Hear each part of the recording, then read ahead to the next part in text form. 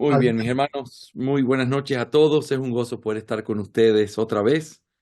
Los saludo en el Señor y anhelo que con la misericordia del Señor esta noche también podamos tener un buen tiempo de estudio bíblico, de crecer en estos temas que son tan importantes y que nos hacen bien. Hermanos, vamos a retomar nuestra clase. Quiero recordar dónde estamos. Estamos mirando lo que tiene que ver con las llaves del reino de los cielos y hemos estado analizando específicamente las libertades que la iglesia tiene. Y nosotros nos tomamos un buen tiempo en nuestra clase anterior para poder hablar de esta parte de la vida de la iglesia que tiene que ver con la disciplina eclesiástica. Y vimos cómo eso implica el hecho de que todos los que son parte de la iglesia viven y son parte de esa realidad en la que el Señor nos manda a tener que actuar, trabajar, involucrarnos cuando se llega a ese tercer paso. Solamente algunas eh, cosas adicionales que pudiéramos poner o decir. Y por cierto, antes de seguir, recuerden, cada vez que los veo detrás de esa cámara me motiva, me gozo, así como veo a mi hermano Jorge Luis por ahí, a Isaac, a Erika, a Daniel, también a Álvaro y a Yadira. Qué bueno es verles y saber que estamos juntos aquí esta noche. Así que, si es posible prender sus cámaras, sería un gozo saber que están ahí y podemos interactuar, saber que los veo, que están detrás y es un gozo bien grande para mí. Muy bien.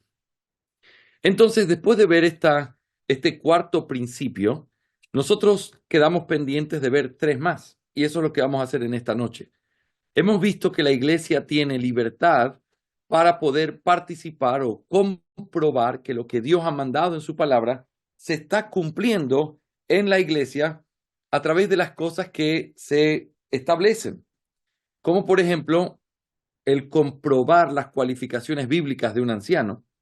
O, por ejemplo, el hecho de poder participar, el enviar a un hombre dotado a la plantación de una iglesia o un servicio en particular. O también el poder recibir a los miembros y presentar objeciones legítimas cuando las haya. Pero en cuarto lugar, también participar de lo que tiene que ver con la vida de la iglesia en la disciplina. Y esto es el hecho de cuando llegamos al tercer paso de disciplina. Hay algunas aclaraciones importantes aquí que siempre hay que recordar. Número uno, cuando hablamos de disciplina, no hablamos solamente de la idea de la iglesia reunida y exponiendo un pecado delante de todos que ha llegado hasta ese nivel. La disciplina es una realidad de la vida. Como hermanos, nosotros vivimos en una disciplina constante, estamos en un ejercicio constante de nuestra vida espiritual en la que nos ayudamos, nos motivamos, nos cuidamos mutuamente y a través de esto nosotros podemos avanzar, interactuar, cuidarnos, corregirnos y eso es disciplina. Disciplina tiene que ver con cómo nos cuidamos y nos mantenemos en este balance de no aflojar nuestras fuerzas, de no decaer, de no soltar espiritualmente, sino que vamos apoyándonos mutuamente. Hay momentos en donde la disciplina tiene que pasar de esa realidad en la que nos vamos sosteniendo mutuamente a pasos concretos de disciplina en los que ya se tiene que señalar un pecado y cumplir con los principios que el Señor ha mandado. Cuando llegamos al tercer paso, al igual que en el primero y en el segundo, el propósito siempre es ganar al hermano, que el hermano se arrepienta, que el hermano vuelva de su pecado. Y por eso es tan importante recordar nuestra participación en eso. El día de hoy vamos a considerar entonces la quinta cosa o la quinta libertad que tiene la iglesia, y eso tiene que ver con el hecho de que la iglesia puede convocar a un sínodo. Y vamos a ver qué es lo que eso significa, pero si lo estás escribiendo, el quinto privilegio o el quinto poder que la iglesia tiene en la iglesia, los miembros, es el hecho de que ellos pueden, cuando hay disensiones, cuando hay conflictos, ellos pueden recurrir a un sínodo. Esa es la libertad. Estas son las palabras de John Cotton, recurrir a un sínodo. ¿Qué significa un sínodo? Un sínodo es una asamblea, es o puede significar también la comunión que tenemos con otros pastores o iglesias para poder buscar ayuda. El texto clave por excelencia es Hechos capítulo 15. Y si tú recuerdas lo que dice este pasaje tan importante, en Hechos capítulo 15 nosotros tenemos el famoso concilio de Jerusalén. Yo quiero que vayas conmigo ahí y que podamos analizar algunas cosas importantes que están aquí. Hechos capítulo 15. Había una gran controversia que se había levantado en la iglesia, y esa controversia era cuál era el lugar que tenían los gentiles en la iglesia, y si es que los gentiles, para poder ser reconocidos como parte de la iglesia, debían entonces judaizar o convertirse en judíos a través de guardar las leyes, circuncidarse, etcétera. Y eso fue una gran controversia. Nosotros hoy quizá no podemos entenderlo en toda la magnitud de lo que eso implicaba, pero era una controversia de una iglesia que estaba acostumbrada a tener un tinte nacional, a tener un tinte donde todos hablaban el mismo idioma, tenían las mismas costumbres y el mismo contexto, y de pronto la realidad de que se abría la puerta para que entren un pueblo que antes no era pueblo, eso entonces es lo que permite que se levante este gran debate. Así que quiero que veas conmigo lo que dice Hechos capítulo 15. Voy a empezar en el versículo 1 en adelante. Hechos capítulo 15, versículos 1 en adelante. Y algunos descendieron de Judea y enseñaban a los hermanos: si no os circuncidáis conforme al rito de Moisés, no podéis ser salvos. Como Pablo y Bernabé tuvieran gran disensión y debate con ellos, los hermanos determinaron que Pablo y Bernabé y algunos otros de ellos subieran a Jerusalén a los apóstoles y a los ancianos para tratar esta cuestión. Así que, siendo enviados por la iglesia, pasaron por Fenicia y Samaria, relatando detalladamente la conversión de los gentiles, y causaban gran gozo a todos los hermanos. Cuando llegaron a Jerusalén, fueron recibidos por la iglesia, los apóstoles y los ancianos, e informaron de todo lo que Dios había hecho con ellos. Pero algunos de la secta de los fariseos que habían creído se levantaron diciendo: es necesario circuncidarlos y mandarles que guarden la ley de Moisés. Entonces los apóstoles y los ancianos se reunieron para considerar este asunto. Versículo 7. Y después de mucho debate, Pedro se levantó y dijo: hermanos, vosotros sabéis que en los primeros días Dios escogió de entre vosotros que por mi boca los gentiles oyeran la palabra del evangelio y creyeran. Y Dios, que conoce el corazón, les dio testimonio, dándoles el Espíritu Santo, así como también nos lo dio a nosotros. Y de ahí, si uno sigue leyendo, está este famoso debate y las conclusiones a las que llegan. Tenemos a Jacobo, que finalmente es el que interviene y dice: hermanos, todo esto es para que se cumpliera las palabras del profeta cuando dijo que después de esto volveré y reedificaré el tabernáculo caído de David. Y es muy interesante, y esto es solo un paréntesis, ¿ok? Es porque es fascinante el pasaje, pero aquí lo que está haciendo Jacobo es conectar la idea del tabernáculo caído de David no con una edificación física, no con un templo físico, sino con gente, con pueblo. El hecho de que un pueblo sería sumado a esa realidad es lo que hace que ellos tengan entonces un entendimiento correcto de lo que esta profecía significaba. No es que va a haber un tercer templo, no es que va a haber un nuevo tabernáculo, no, no, no. El cumplimiento es este. Nosotros somos el templo de Dios. Y el levantar el tabernáculo caído significa que los gentiles iban a ser recibidos como en un solo pueblo, donde ya no hay distinción, sino que somos un nuevo hombre en Cristo Jesús. Efesios capítulo 2 del versículo 11 en adelante, ¿verdad? Ahora, todo esto para mostrar el punto de la libertad. Cuando nosotros leemos este pasaje, tenemos algo que es parte de la época extraordinaria. ¿Y qué es eso? Bueno, lo que es parte de la época extraordinaria es que aquí tenemos apóstoles vivos. Y eso ya debe hacer toda la diferencia, ¿sí o no? Porque los apóstoles tenían una autoridad sobre todos y sobre toda la iglesia. Y entonces eso hace que este pasaje tenga cosas que nosotros no podemos aplicar directamente porque ya no están vigentes el hecho de que apóstoles puedan determinar sobre todas las iglesias. Pero el principio permanece. ¿Y cuál es el principio? En medio de una gran disensión, en medio de gran conflicto y controversia, ¿qué es lo que los cristianos hicieron? Buscar el consejo de otros pastores e iglesias para poder resolver el conflicto que tenían y que estaban viviendo. Esto es lo que nosotros entendemos cuando hablamos de esta libertad que la iglesia tiene. Es una libertad asombrosa, es una libertad que permite encontrar el equilibrio en donde la iglesia nunca puede ser secuestrada. Hermanos, quiero hablar solemnemente algunas cosas que son bien importantes. En el momento en que una iglesia no tiene la oportunidad ni comunión con ninguna otra iglesia, donde una iglesia no puede preguntar a nadie sobre si las cosas se están haciendo bien o mal, en ese momento es donde la iglesia corre el terrible peligro de estar secuestrada.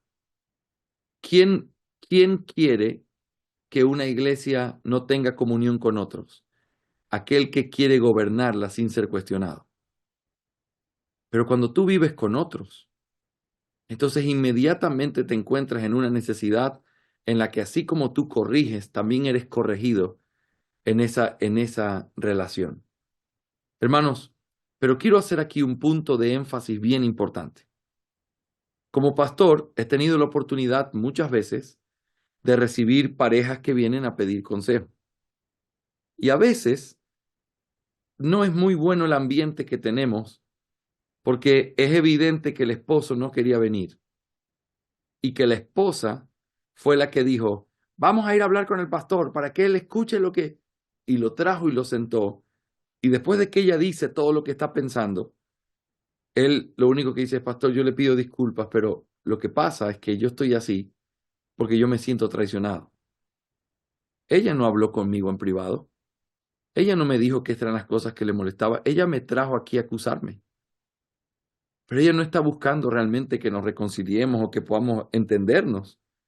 Ella vino a acusarme. Y ese tipo de relación, que por cierto, así no se resuelven los problemas. Yo quiero tener personas que vengan a pedir consejo aquí en esta oficina y que nos sentemos a hablar por largas horas. Después de que intentaron hablar y ponerse de acuerdo y cuando ya no funcionó, en mutuo acuerdo dicen, vamos a buscar ayuda para poder ser guiados. Porque cuando hay esa actitud, entonces están dispuestos a oír los dos. Ahora, es lo mismo que pasa con una iglesia. Hermanos, esta libertad no es una excusa para poder decir, voy a llamar al pastor Jorge, pastor, ¿y usted qué opina cuando un pastor hace así, así, así? ¿Y usted qué opina cuando en una iglesia así, así, así? Eso es como una esposa o un esposo que trae al paredón a su compañero y comienza a traicionarlo de una manera que no es correcta. Si no cumpliste los pasos bíblicos, estás pecando en el momento que te levantas el teléfono. Porque la Biblia dice que tenemos que aprender a arreglar esto entre hermanos primero. Y tenemos que aprender a ponernos de acuerdo. Y tenemos que aprender a escucharnos. Y cuando eso ya no funciona, sea de parte del pastor o de parte de los miembros o de parte de los pastores, entonces se puede pedir legítimamente la ayuda de consejeros en esa comunión que tenemos para poder resolver nuestro problema. Hermanos, qué lindo es vivir con hermanos que están cerca de nosotros, a quienes pedir ayuda, que cuando estamos en medio de un conflicto podamos decir, podemos llamar a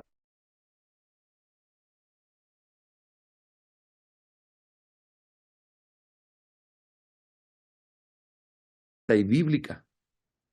Hermanos, preguntar lo que no estás de acuerdo con tu iglesia.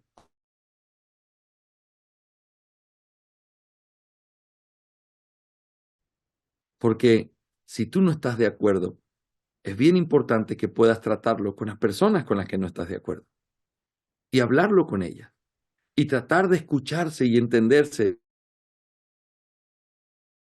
Puede. Y así como un esposo y una esposa a veces necesitan pedir a alguien de afuera que pueda escuchar, así también a veces una iglesia necesita a alguien que los ayude de afuera para poder que desde afuera pueda dar una perspectiva que nos pueda ayudar. Y tanto los miembros como los pastores con una actitud santa, correcta, escuchen el consejo y pueden dar gracias a Dios por ese consejo. Pero mis hermanos, simplemente estar en desacuerdo y estar todo el tiempo preguntando hacia afuera no muestra una libertad en la iglesia, muestra libertinaje y muestra pecado. Y Pablo nos recuerda que estas libertades preciosas que recibimos son para vivirlas conforme a lo que Dios ha ordenado. Así que, qué bendición tener pastores amigos y hermanos. Qué bendición es tener gente a quien preguntar y saber que no estamos solos en este camino. Pero asegúrate de que lo estás haciendo bien, de la forma correcta y bajo el acuerdo de que ahora podemos pedir esta ayuda, porque realmente no podemos resolverlo solos. Hermanos, esto no es una libertad personal simplemente. Aquí estamos hablando de una libertad de los miembros. Entonces no es el asunto que uno u otro tiene, sino un acuerdo al que llegamos diciendo, busquemos ayuda, que nos ayuden, estamos listos para aprender. He tenido la oportunidad preciosa y es un regalo de Dios el poder ayudar a iglesias que han estado en conflictos. Y a veces ver al pastor, a los pastores, a los miembros diciendo, nosotros hemos llamado a pedir ayuda y estamos dispuestos a escuchar el consejo. Aquí está la iglesia, aquí está el púlpito, aquí está, háblenos, guíenos. Y cuando hay esa disposición, hermanos, siempre hay bendición detrás de eso. Pero cuando se hace a la fuerza, cuando se hace para buscar aquellos que estén de mi lado y entonces hablar y decir, ves, yo sabía que tal hombre está malo, yo sabía que tal miembro está malo, yo sabía que el pastor está mal. Eso no es legítimo, no es bíblico, no es lo que Dios quiere. ¿Cuál es el desafío en esta libertad? Que podamos tener una política que nos permita discutir correctamente las cosas que no estamos de acuerdo. ¿Qué pasa si en algún momento nuestros pastores toman una decisión que los miembros se quedan un poco fríos con la decisión? Bueno, tiene que haber una forma en la cual tratamos ese tema. Y esa forma definitivamente no es hablando con gente de afuera, es arreglándolo entre nosotros. Si yo tuviera un problema con mi esposa y mi esposa habla con alguien de afuera, con una amiga o con alguien, esa conversación no ayuda a menos que ella esté pidiendo consejo porque reconoce que algo está haciendo mal.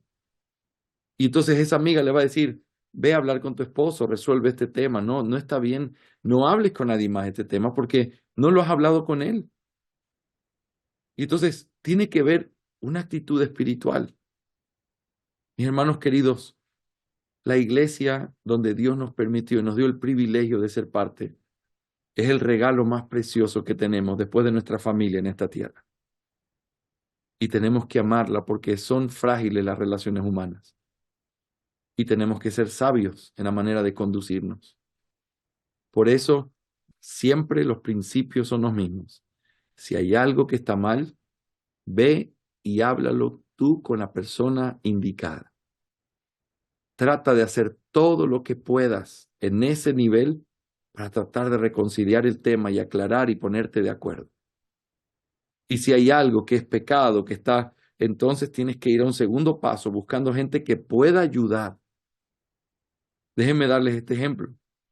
Si ustedes creen, voy a poner este ejemplo a la inversa para que sea todos nos sintamos aludidos. Si alguien en mi iglesia piensa que yo estoy equivocado, lo que yo esperaría es que ese miembro de la iglesia diga con mucho respeto, pastor, usted sabe que yo lo amo, usted sabe que lo respeto. Yo creo que usted está equivocado en este punto. Y lo que yo quiero pedirle es, si usted está de acuerdo, que usted pueda permitirme que llamemos a otro pastor y que se siente en medio de nosotros y que pueda escuchar lo que yo le tengo que decir. Y si este pastor externo a nosotros me dice que yo estoy mal, pastor, yo le pido perdón por lo que estoy diciendo.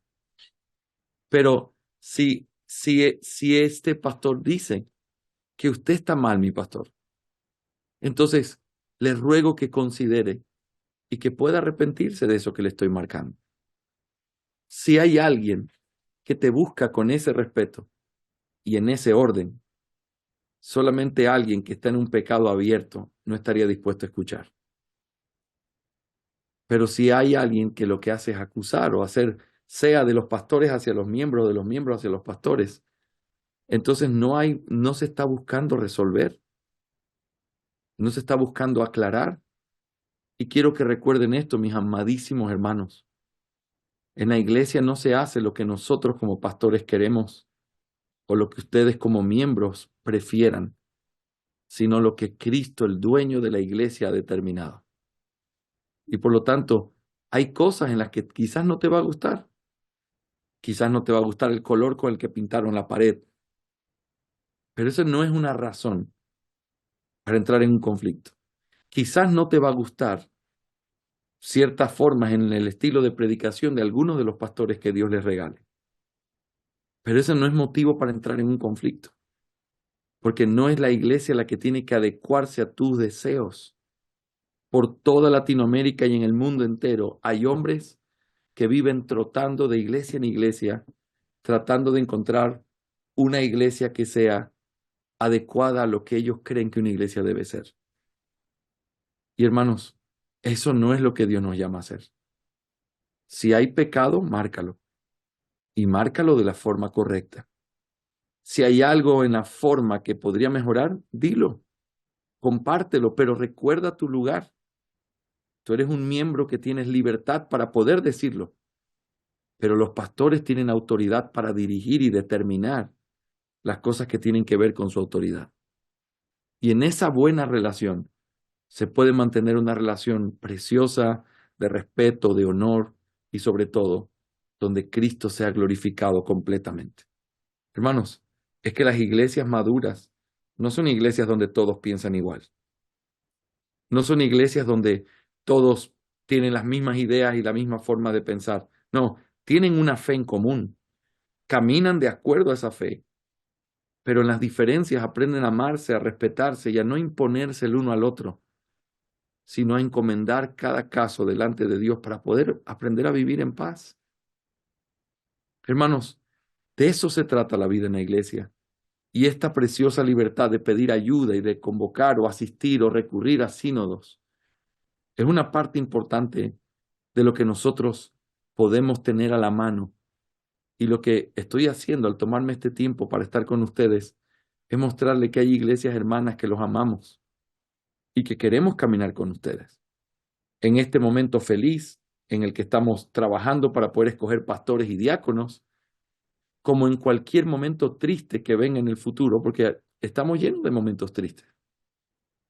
Pero que uno sepa, después de haber hecho todo lo que teníamos que hacer, pongámonos de acuerdo y busquemos ayuda en las personas, pastores, iglesias que creemos que pueden ayudarnos.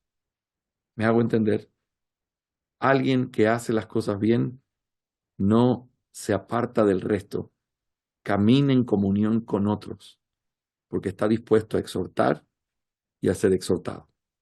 La iglesia no puede ser una isla solitaria donde somos solo nosotros y nadie más tiene sana doctrina y nadie más hace lo correcto. Y si te vas de esta iglesia, te vas al mundo, porque aquí no hay evangelio en Lima.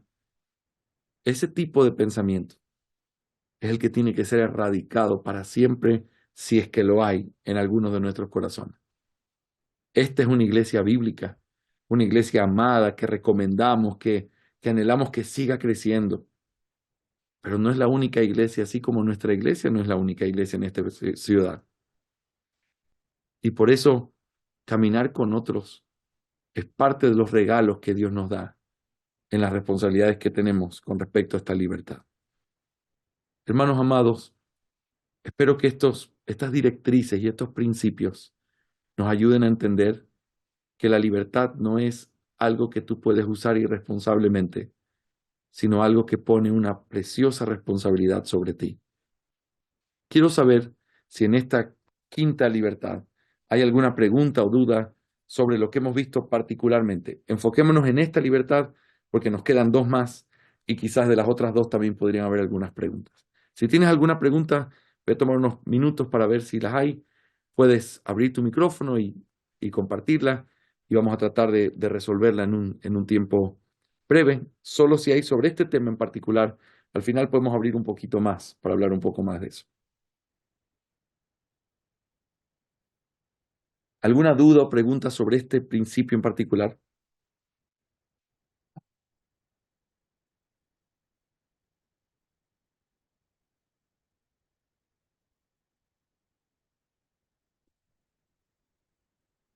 Muy bien, parece que estamos claros con respecto a esa libertad. Vamos a ver entonces la libertad número 6. La libertad número 6, que es una libertad que se deriva, es como una implicación, es la libertad de apartarse de aquellos que la iglesia no puede expulsar. Y estoy hablando aquí específicamente de los pastores.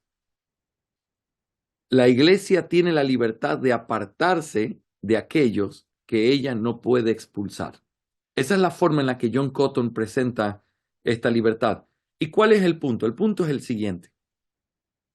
Nosotros habíamos dicho que en la disciplina eclesiástica, para que se pueda ejecutar el poder de esa llave de la disciplina, es bien importante entender que tienen que estar las dos partes, no puede estar solo una, no son solo los pastores ni solo los miembros. Tienen que ser los miembros y los pastores. Y entonces los pastores lideran el proceso, traen el caso hasta el tercer punto, se expresa lo que está pasando, la iglesia entonces comprueba que lo que está pasando se ha llevado bíblicamente, que hay un pecado y que no se arrepiente de ese pecado. La iglesia entonces, a manera de jurado, da un veredicto y dice, aquí hay pecado impenitente. Esta persona no vive como un cristiano. Entonces los pastores, con la autoridad que recibieron, golpean el mazo y dicen gentil y publicano. Entonces, la iglesia no puede golpear el mazo, ni los pastores pueden dar el veredicto por sí solos. Se necesita esa interacción para que se lleve a cabo completamente esa parte de la vida de la iglesia. Ahora, ¿qué pasa? Y esto es el punto de esta libertad. ¿Qué pasa si el pastor que nosotros tenemos, o los pastores, es un caso hipotético que plantea Cotton, si los pastores de una iglesia, vamos a decir que son tres, todos ellos se corrompen y manifiestan que son hombres impíos, que realmente no conocen al Señor, no tienen temor de Dios, están manipulando la palabra, cambian la doctrina. Vamos a poner este ejemplo práctico, como los judaizantes que estaban en Galacia. Ellos secuestraron la iglesia. La pregunta es, ¿qué puede hacer la iglesia ante un caso así? Lo primero que tenemos que saber, conforme a nuestra eclesiología, es que no los pueden expulsar porque ellos no tienen la autoridad para expulsarlos o declarar gentil y publicano, porque son los pastores quienes tienen esa autoridad.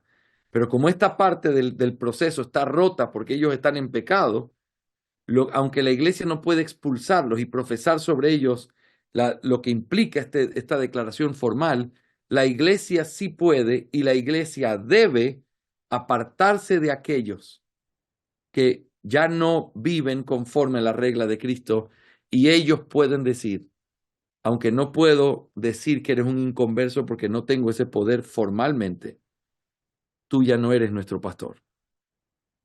Y esa libertad es una libertad importante que tiene que ser recordada. Ahora, mis hermanos amados, quiero decirles esto.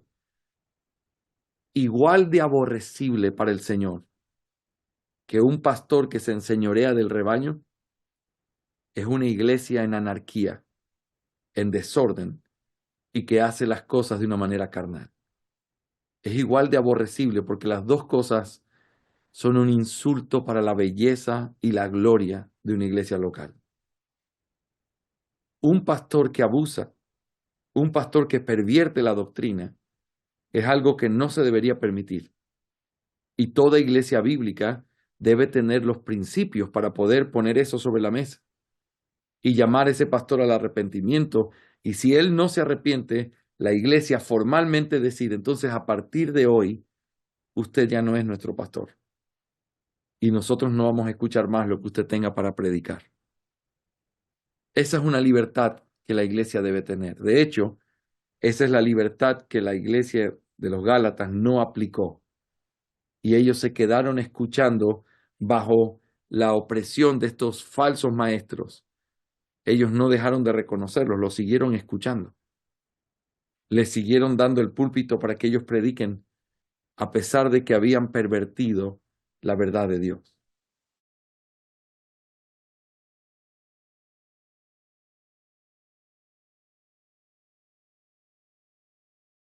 Ideas ambiguas o subjetivas. Estoy hablando aquí de pecados reales. Un hombre, o que es un hombre que anda con otras mujeres, es un abusador de las hermanas, física o sexualmente. A veces, tristemente, en iglesias locales, son los miembros los que se van porque esa iglesia descansa sobre la mano de un tirano. Eso no puede pasar con nuestra iglesia local.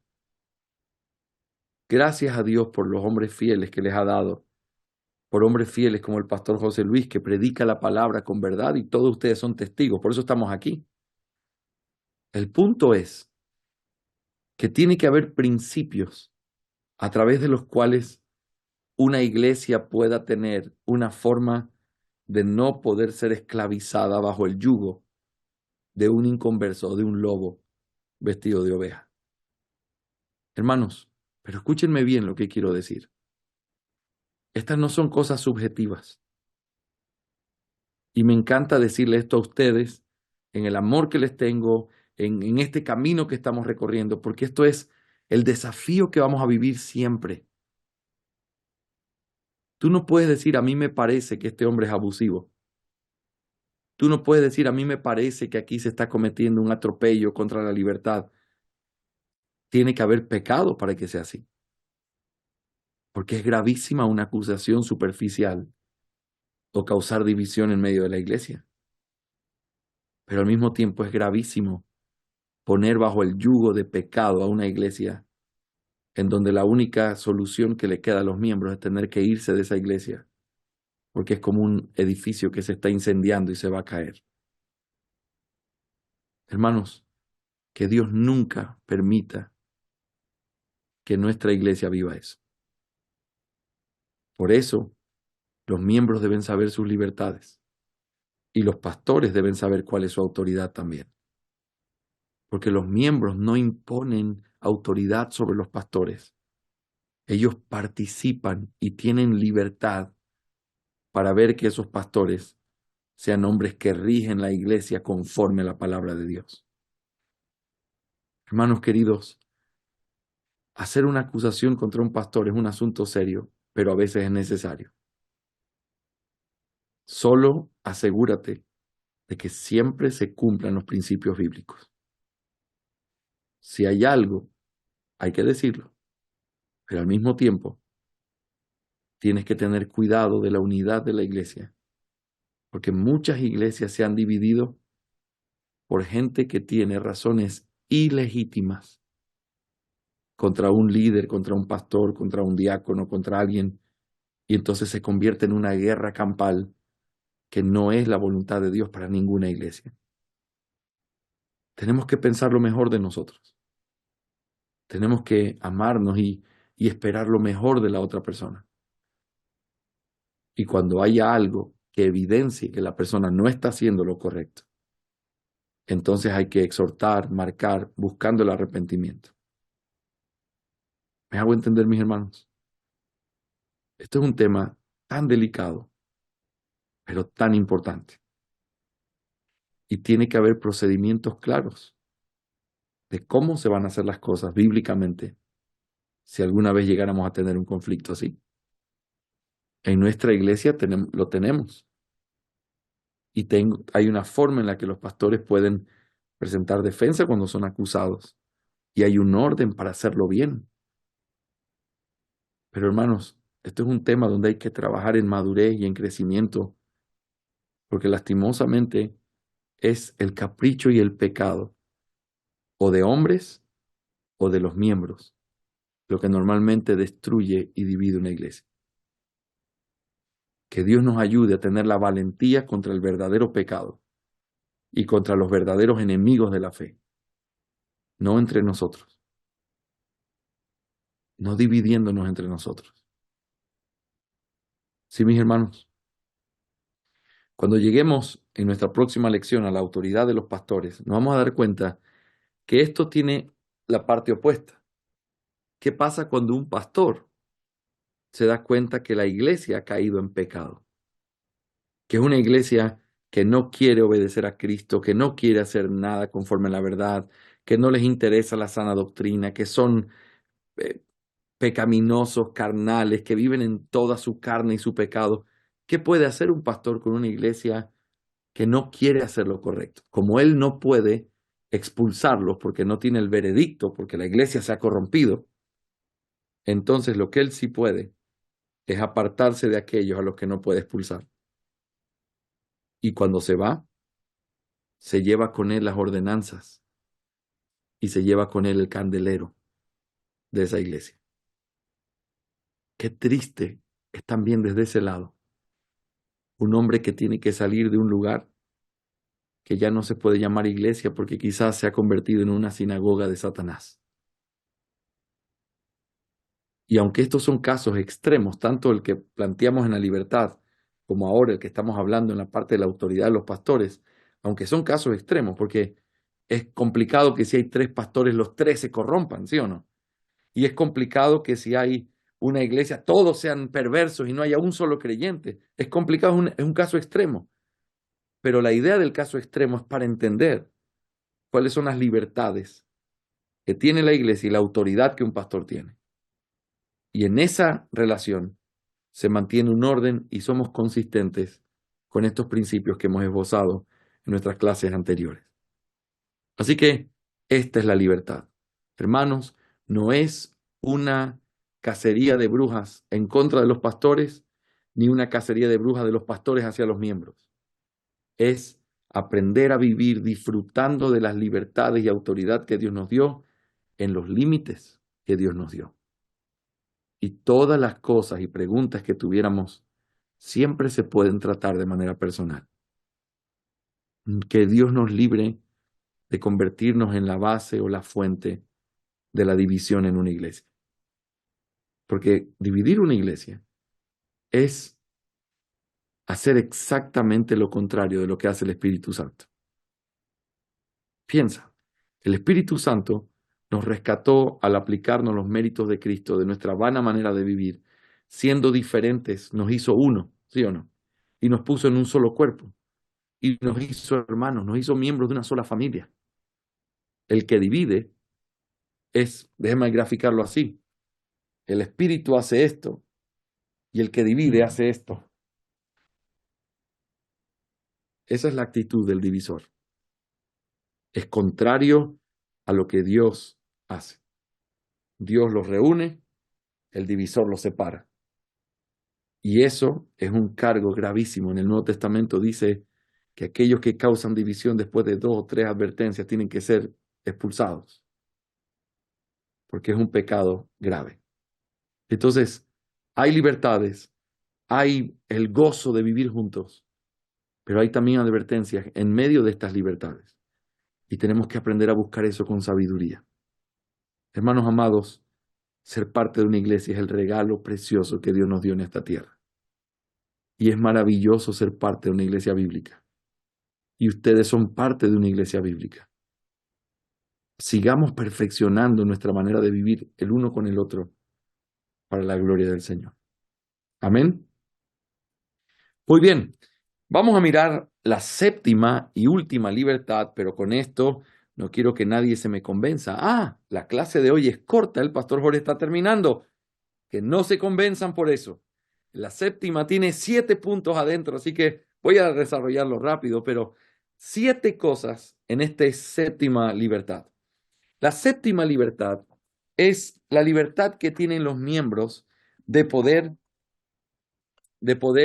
relacionarse o de poder tener comunión con otras iglesias. La libertad de tener comunión con otras iglesias. Dice de una manera clara, Cotton, leo exactamente como él lo pone. Una séptima y última libertad de la iglesia es la libertad de comunión con otras iglesias. Comunión, decimos, porque es una gran libertad el que ninguna iglesia local esté en sujeción a otra iglesia local. No, ninguna de ellas está sujeta a una iglesia catedral, sino que todas las iglesias gozan de comunión fraternal mutua entre ellas. Este principio teológico es muy interesante. Si tú eres parte de una iglesia presbiteriana, entonces tener comunión con otras iglesias es tu obligación en el sentido de, esa es tu familia, acéptala. Pero cuando tú eres parte de una iglesia bautista como la nuestra, congregacionalista, tener comunión con otros es parte de nuestra libertad. No se impone la comunión, no nos meten en medio de una familia de la que tenemos que ser parte sí o sí, como por ejemplo en una denominación, sino que cuando hablamos de esta libertad, es la libertad de poder asociarnos, caminar, trabajar con iglesias que tienen nuestra misma fe y práctica. Esta es una preciosa libertad que los miembros de la iglesia disfrutan. Hermanos, en medio de esa comunión es como el Señor permite que cosas preciosas puedan hacerse, como por ejemplo, ya vamos a mirar cuáles son estas 7 cosas, pero el trabajar en equipo, el tener relaciones cristianas sólidas, mutuas, el hecho de que podamos convivir con otras iglesias, es una parte sana que nos ayuda a mantener un equilibrio bien importante. Muy a menudo, uno puede llegar a pensar que todo se trata de nuestra iglesia. Y entonces nos cuesta que se vaya algún hombre dotado de la iglesia, porque es que es nuestro, es de aquí, ¿cómo lo vamos a mandar hacia afuera? Nos cuesta invertir y dar más que lo que gastamos en nosotros, gastarlo en alguien más. Nos cuesta compartir y hacer y dar lo nuestro con otros, porque a veces sin querer, nuestro ego, nuestro pecado se siente orgulloso cuando vamos avanzando y creando una especie de reino para nosotros. Ese reino que tiene un templo lindo, un lugar lindo, un nombre importante, una cantidad de personas muy grande, todo eso pareciera que el énfasis tiene que ser hacia nosotros, que venga hacia nosotros. Pero cuando tú tienes comunión con otras iglesias, te das cuenta que el reino de Dios no termina en las paredes que dividen la calle de la iglesia Gracia Eterna. El reino de Dios está completamente afuera. Nosotros somos parte de ese reino y hay un reino precioso que está ahí afuera, al cual somos llamados como parte de lo que Dios nos impone a tener que buscar la paz y la bendición de esas iglesias. Oh, qué diferente es cuando uno piensa así. Porque entonces ya no es el orgullo de pensar que somos los mejores que están en la ciudad y quizá en Latinoamérica. Es bueno saber que no es así. Es bueno saber que hay mucha gente que tiene mucho que enseñarnos. Es bueno saber que hay iglesias mucho más maduras que nosotros, de las cuales podemos aprender. Es bueno saber que nuestros recursos y nuestras cosas pueden contribuir y no llevarse el centro, sino solo contribuir a algo que es una obra que es inmensa y a través de la cual nosotros somos una pequeña partecita. Cuando tú trabajas con otros, no hay espacio para nombres importantes o nombres que se van a recordar.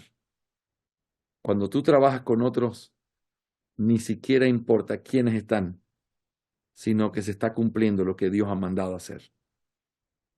Hermanos, nosotros podemos crear un gran nombre en Perú y en Latinoamérica.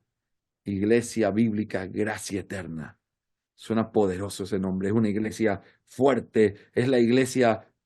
Ustedes pueden comenzar a construir y a pensar hacia adentro. O pueden comenzar a pensar, ojalá hubiera tantas iglesias en esta ciudad que nosotros fuéramos una más que capaz que alguno ni se sabe nuestro nombre. Ojalá hubiera tantos hombres siendo enviados que nosotros nos veamos en la obligación de tener que ir preparando, porque en medio los tenemos listos, se van. Y no comenzamos a acaparar o a guardar para nosotros, sino que entendemos que el reino es mucho más grande. Hermanos, hay beneficio de tener comunión con otras iglesias. Déjame señalarte estos 7 beneficios preciosos que aparecen aquí y vamos a meditar brevemente en cada uno de ellos de manera muy práctica. El primer beneficio que Cotton señala es la participación. La participación. Cuando uno camina con otros, es como si fuéramos una iglesia muy grande que se reúne en diferentes lugares. Y de hecho, esa es la idea doctrinal de la iglesia local. La iglesia local debería ser una representación visible de la iglesia universal. Y entonces, si ustedes son una representación visible de la iglesia universal, y hay otra iglesia en el otro barrio que es también una representación de la iglesia universal, cuando ustedes están juntos, están viendo la iglesia universal, una parte de la iglesia universal. Pero de tal manera que encontramos que aunque somos iglesias locales y tenemos cada uno nuestro lugar, al ser parte de esa iglesia universal y manifestar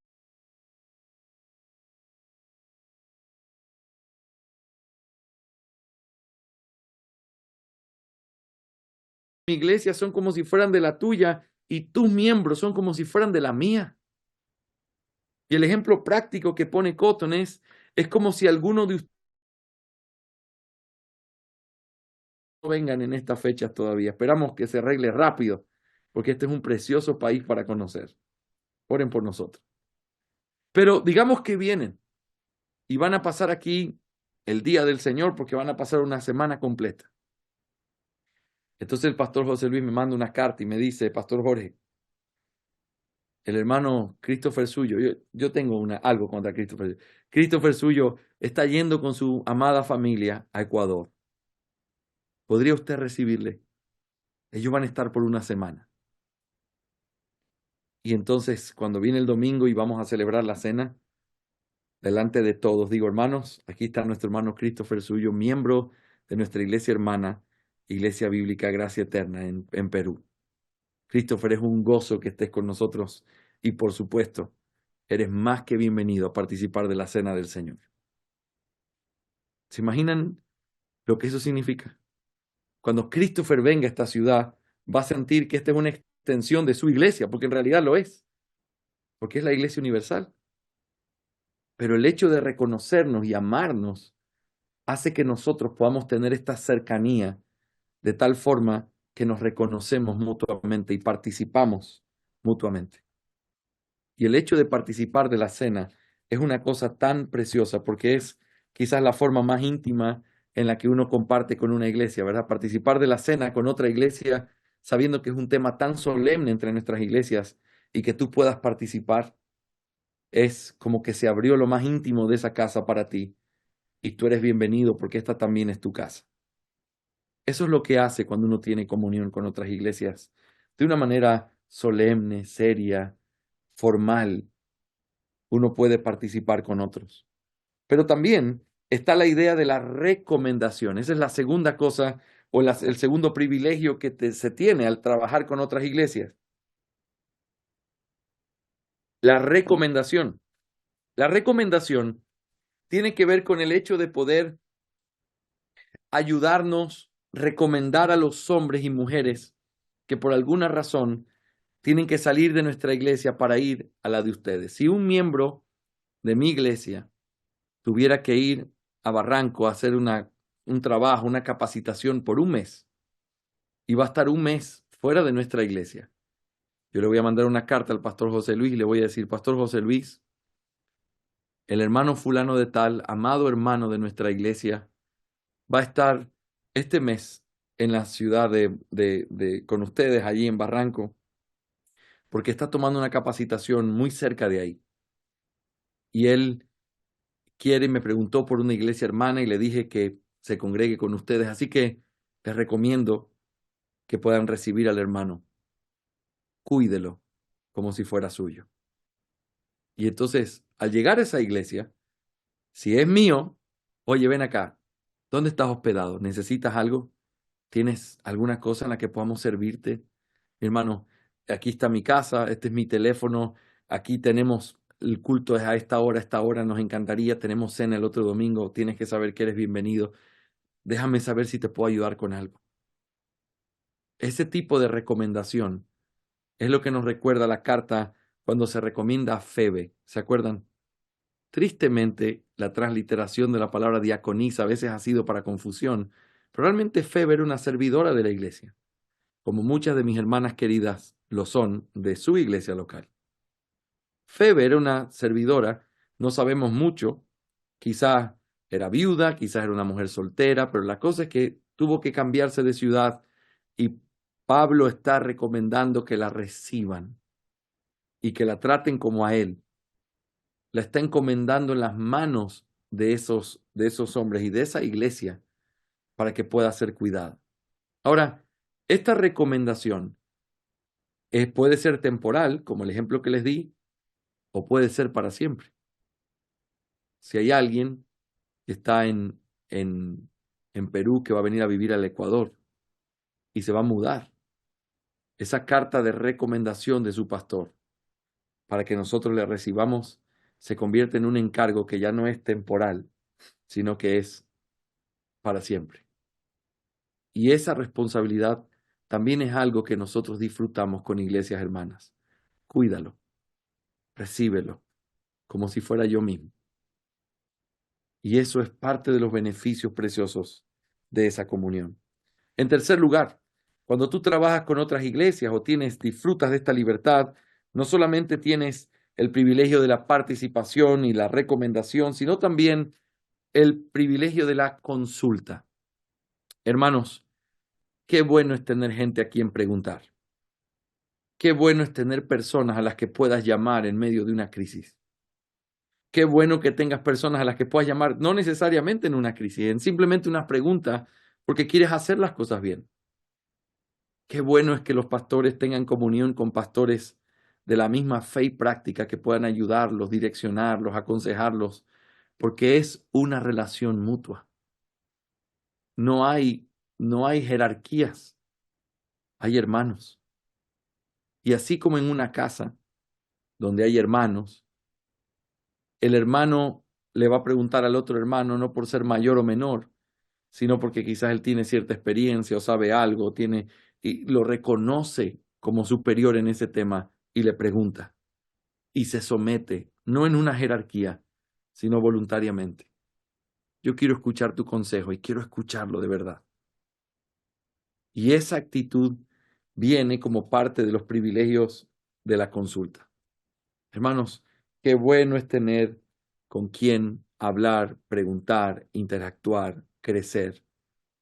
Una iglesia aislada no es una buena receta, porque o hay líderes que están abusando de esa iglesia, o hay creyentes tan soberbios que piensan que fuera de las puertas de su iglesia no hay nada más. Por eso, cuando queremos encontrar líderes santos, buscan comunión con otros. Y cuando queremos una iglesia santa, reconoce a otras. Y cuando aprendemos a vivir así, el Señor es glorificado a través de eso. Así que tenemos participación, recomendación, consulta. En cuarto lugar, el hecho de poder congregarse en un sínodo. Esto lo vimos ya en una de las libertades anteriores, pero aquí es el privilegio que tienes cuando trabajas con otros. Hermanos, esto se llama a veces en las relaciones de las iglesias bautistas reformadas asambleas generales. ¿Qué significa eso?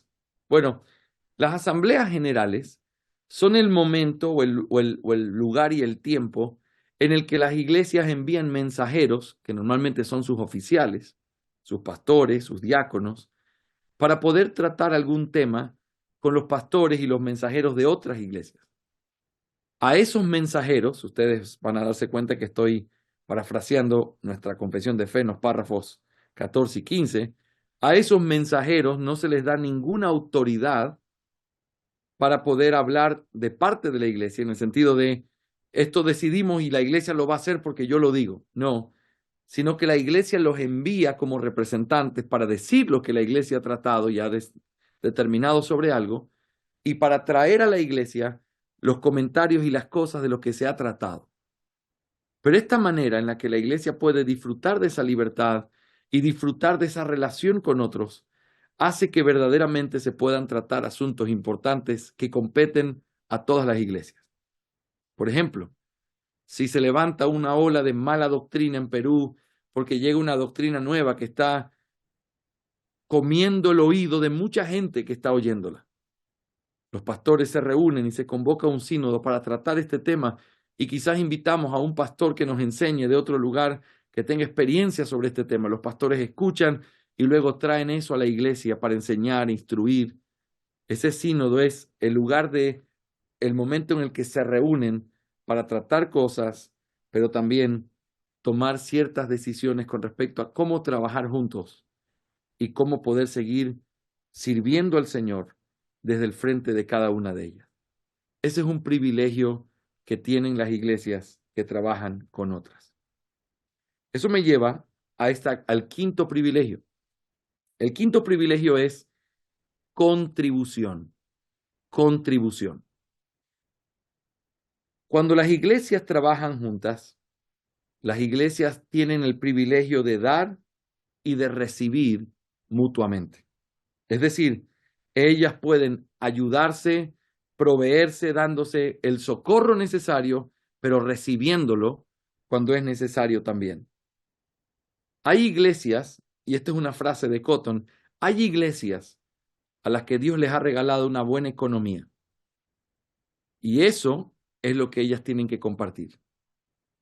Hay otras iglesias a las que Dios les ha regalado conocimiento a través de los dones que le ha dado a los pastores, y ellas tienen que compartir eso con los demás. Y hay iglesias a las que Dios les ha dado hombres, y eso es lo que tienen que compartir con los demás. Las iglesias son dadas y dotadas por el Señor para poder ser bendecidas internamente, pero también para poder poner todos estos dones y provisiones para la obra de Dios de una manera externa. Porque entendemos que estos dones vienen de parte de Dios para la iglesia universal, y esta iglesia local tiene el privilegio de tener 3 o 2 pastores, y entonces nosotros podemos utilizar eso para el bien de la iglesia universal. Hermanos, quiero que piensen en lo que esto significa. Hay cosas que una iglesia puede hacer, y escúchenme esto con mucho cuidado. Hay cosas que una iglesia puede hacer definitivamente, pero hacerlo sola implica esfuerzo, tiempo y a veces personas que no todas las iglesias disponen de eso. Y entonces, aunque tienen grandes deseos y entienden que eso es lo que Dios les pide, nunca llegan a poder realmente hacer lo que tienen que hacer porque no tuvieron el tiempo o el dinero para hacerlo, aunque tenían el corazón para hacerlo. O tenían el dinero, pero no tenían los pastores para hacerlo. Y entonces, cuando uno trabaja con otros, lo que una iglesia puede hacer, 2 lo pueden hacer de una mejor manera. Y 3, y 4, y 5 lo pueden hacer mucho más rápido y de una manera más efectiva. Por ejemplo, nosotros necesitamos iglesias locales, ¿sí o no? ¿Ustedes reconocen esa inmensa necesidad también en su país o no? Porque aquí yo me desespero. Mi país no es ni la mitad del de ustedes. Y yo me desespero mirando todas las provincias y los estados y las capitales y digo, aquí falta una iglesia, aquí falta una iglesia, aquí falta una iglesia, aquí. Y uno comienza a mirar todo lo que falta, cuántas iglesias por plantarse. Pero la pregunta es, ¿y cómo se van a plantar iglesias? Las iglesias se tienen que plantar a través de ser guiados en un proceso en el que nosotros sembramos para luego poder cosechar. Hermanos, solamente un loco compra un campo, no hace nada en ese campo y regresa después de 3 meses para poder cosechar algo. Está loco. ¿Qué vas a cosechar si no pusiste nada en ese campo? Y lo mismo pasa a veces con las iglesias. Queremos plantar iglesias, pero ¿qué estamos haciendo para plantar iglesias? Estamos orando por eso, sí, pero acuérdate de esto. Para plantar iglesias se necesitan hombres que puedan ayudarnos a hacerlo. Se necesita claridad doctrinal para que puedan hacerlo. Entonces, si no estamos entrenando hombres y si no estamos creciendo espiritualmente y teológicamente, no vamos a plantar buenas iglesias. ¿Y entonces qué debemos hacer? Bueno, aquí viene entonces el problema. No todos los pastores tienen el tiempo y no todos los pastores tienen los dones, en el sentido de poder ocuparse también de otras cosas. Todos deben saber enseñar, pero quizás no todos tienen la capacidad de enseñar de la manera de entrenar y hacer otro hombre. Pero no todos tienen el conocimiento tampoco. ¿Y entonces qué hacemos? Bueno, yo sugiero que unamos iglesias que tengan pastores con el tiempo, con el conocimiento y con las habilidades, y que podamos unirnos 3, 4, 5 iglesias y que podamos entrenar hombres dándole a esos hombres lo mejor que nuestros pastores tienen y las fortalezas que ellos tienen en las áreas que ellos conocen bien. Tener a un hombre que pueda hacer todo y una iglesia que tenga todo es simplemente seguir pensando de una manera en la que queremos tener un imperio. Reconocer que ya tenemos algo y que eso algo sirve para ponerlo sobre la mesa al momento de venir a planificar y buscar cómo hacerlo, nos damos cuenta que tener otras iglesias con las cuales trabajar es la bendición más grande que tenemos en la preparación de hombres para el ministerio. Hermanos, en el tiempo anterior, los bautistas particulares hacían estas asociaciones eclesiásticas para 3 cosas en particular. La primera era para poder levantar ofrendas para que se pueda dar dinero a pastores que vivían en zonas muy pobres, donde su iglesia, por más fiel que sea, nunca iba a poder sostener todas las necesidades que ese pastor tenía para suplir a su familia.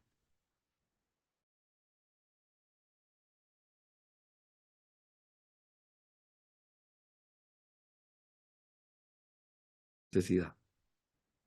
Y se podría hacer más, reconociendo que ellos no reciben más, no porque sus iglesias sean infieles, es porque y se necesita la ayuda y la colaboración de otros en el sostenimiento de esos hombres fieles. La segunda razón era para poder entrenar hombres. En esos años solamente habían seminarios presbiterianos o que tenían que ver con paidobautismo y muchos de los bautistas no podían acceder a eso porque solo te podías graduar si te iban a ordenar para ser oficial de la Iglesia de Inglaterra. Y entonces no podías estudiar en un seminario. Así que había la necesidad de formar hombres. ¿Y qué se hizo? Se empezaron cosas como la Academia de Bristol, un lugar donde los pastores enviaban dinero y enviaban a sus hombres y donde pastores enseñaban a esos hombres en formación para ser enviados al campo misionero. Y la tercera cosa era plantar iglesias. ¿Cómo vamos a enviar a un hombre con un sustento si nosotros no tenemos el dinero para poder enviar a alguien así? Quizás gracia eterna sola no pueda, pero gracia eterna con otros sí puede. Y entonces, esos son los principios que hay que trabajar. Esas son las cosas que tienen que venir en orden a nuestra mente, a nuestro corazón, al momento de pensar qué significa trabajar con otros. En sexto lugar, también uno trabaja con otros y recibe el beneficio de la amonestación. Y esto de aquí es evidente y es parte de la responsabilidad que tenemos al caminar con otras iglesias. Piensen esto. ¿Qué tanto nos debemos el uno al otro? Bueno, si somos iglesias hermanas, nos debemos como hermanos.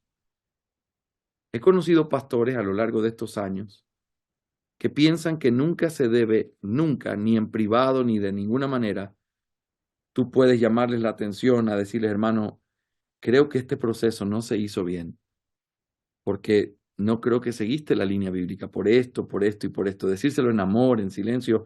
Ellos dicen, no se puede hacer eso porque en el momento en que haces eso estás violando la libertad de la iglesia local. Hermanos, la libertad de la iglesia local significa que somos iglesias y que Dios le ha dado a la congregación, en los miembros y en los pastores, la autoridad para poder gobernar y para poder dirigir lo que se requiere. Pero independencia no significa aislamiento. Independencia no significa soberbia de sentir que no se puede decir nada. Porque todos podemos hacer algo erróneo. Y si alguien ve a su hermano pecar, se nos ordena tener que llamarlo y reprenderlo en amor para ganarlo. Y eso es parte de la realidad de caminar con otras iglesias locales, donde vamos a darnos cuenta de que quizás hay ciertas cosas deficientes, en donde vamos a tener que ayudar a algunos pastores, y donde otros pastores van a decirnos cosas que están deficientes en nuestra iglesia, y donde vamos a tener que dejarnos ayudar. Y esta realidad va perfeccionando lo que somos. Hermanos, solo el que no quiere que nunca lo critiquen o que nunca lo ayuden es el que quiere caminar solo. Yo no quiero que nadie me diga nada, no quiero que nadie me cuestione cómo yo hago la disciplina, no quiero que nadie me cuestione cómo yo trato a los hermanos, no quiero que nadie me cuestione cómo se lleva el dinero en mi iglesia, no quiero que nadie me cuestione. Si no quieres que nadie te cuestione, tú no puedes vivir con otras iglesias locales. Porque si una iglesia local te ama y estás usando mal los recursos, esa iglesia que te ama en su pastor te va a llamar y te va a decir, ven acá, está mal lo que haces. Caminar con otros implica estar dispuesto a escuchar lo que otros tengan para decir. Aprender de otros, dejarnos enseñar por otros. Y eso es un regalo precioso realmente de esta libertad. Finalmente termina hablando de la multiplicación de iglesias, que ya la vimos y que realmente la pongo siempre en lo que tiene que ver con la colaboración, pero la propagación o multiplicación de iglesias es el séptimo beneficio de poder trabajar con otras iglesias locales. Que el Señor llene nuestra ciudad y esa preciosa ciudad de Lima en todos los diferentes lugares y comunidades que tiene. Que Dios la llene de iglesias bíblicas. Pero ¿cómo va a ser eso? Eso tiene que ser a través de iglesias bien establecidas, con una clara eclesiología, que quieren caminar con iglesias que tienen una clara eclesiología también, para poder establecer iglesias bíblicas en ese país y en esa ciudad. Hermanos amados, que aquí termina la parte de la libertad que tienen los miembros. Los miembros tienen 7 libertades que no pueden ser quitadas de ellos, que son un derecho legítimo que Dios les dio y que es la voluntad de Dios que las iglesias vivan ejerciendo, viviendo y creciendo con estas libertades. Esas libertades las hemos visto en estas clases y espero que hayan sido de ayuda en nuestra comprensión. Nuestra clase de mañana vamos a tratar lo que tiene que ver con la autoridad de los pastores y ya comenzamos a hablar de ese tema. Y entonces quizás nos tomemos unas 2 clases para hablar de la autoridad de los pastores, pero luego vamos a entrar a la parte clave, que es cómo eso trabaja junto. Y aunque es la parte clave, es una parte sencilla y que no es larga, porque simplemente pone ya en la práctica cómo utilizo estas 7 libertades que hemos visto y las 11 cosas que los pastores tienen como autoridad. Cómo eso interactúa en la vida de una iglesia local. Y de eso es lo que tiene que salir nuestro tipo de política eclesiástica o la forma en la que nos conducimos para escoger pastores, para disciplinar, para relacionarnos con otras iglesias, etc. Así que aquí llegamos al final de nuestra lección.